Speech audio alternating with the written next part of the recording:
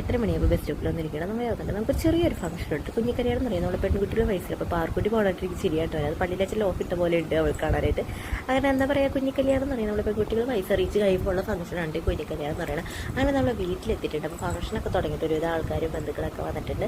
അപ്പോൾ അതേ നമ്മുടെ അമ്മായിമാർ ഇതേപോലെ വിളക്ക് എത്തിച്ചിട്ട് കൊണ്ടുപോകും. ആളിങ്ങനെ കുളിയൊക്കെ കഴിഞ്ഞ് ഇങ്ങനെ ഇരിക്കുകയാണ്. പിന്നെ ഒരു മുണ്ട് കൊടുത്തിട്ട് അവളുടെ ചുറ്റിങ്ങനെ പുറകെ കൂടി ഇങ്ങനെ ചുറ്റിക്കൂടി പൊന്നാട് അടിയിക്കണം. അല്ലെങ്കിൽ ഇത് കണ്ടപ്പോൾ നമ്മുടെ പ്രേമലു സിനിമയിൽ നസ്ലിം മരണമാണ്ട് ഓർമ്മ വന്നത്. വെള്ളാണ്ട പോക്കൊരു പോണ പോലെ നമ്മുടെ സിനിമയിൽ പല ഡയലോഗുകൾ കേട്ടിട്ടില്ല. എനിക്കതാട്ടോ കണ്ടിട്ട് തോന്നുന്നത്. കാരണം ആദ്യമായിട്ടാണ് ഞാൻ ഇങ്ങനെ ഒരു ഫംഗ്ഷൻ അറ്റൻഡ് ചെയ്യണം. നമ്മുടെ എറണാകുളത്തൊന്നും ഇങ്ങനത്തെ ഫംഗ്ഷൻ ഞാൻ അങ്ങനെ അധികം കണ്ടിട്ടില്ല. പിന്നെ അവിടെ ഇത്രയും ചടങ്ങുകളില്ല നമ്മൾ തൃശ്ശൂർക്ക്. പിന്നെ പറയണ്ടല്ലോ, ചടങ്ങോട് ചടങ്ങാണ്, തൊട്ടേന് പിടിച്ചതിനൊക്കെ ചടങ്ങാണ്. അപ്പോൾ അതേ അങ്ങനെ നമ്മളിത് അമ്മയുടെ ആങ്ങളുടെ മോളാണ് കേട്ടോ. അത് അമ്മയുടെ അനിയൻ. അങ്ങനെ അത് കഴിഞ്ഞ് ഗോൾഡൊക്കെ ഇട്ട് കൊടുക്കട്ടെ. അപ്പോൾ അവളുടെ അമ്മയച്ഛന് തന്നെ അവൾക്ക് കുറച്ച് ഗോൾഡൊക്കെ കരുതിയിട്ടുണ്ട്.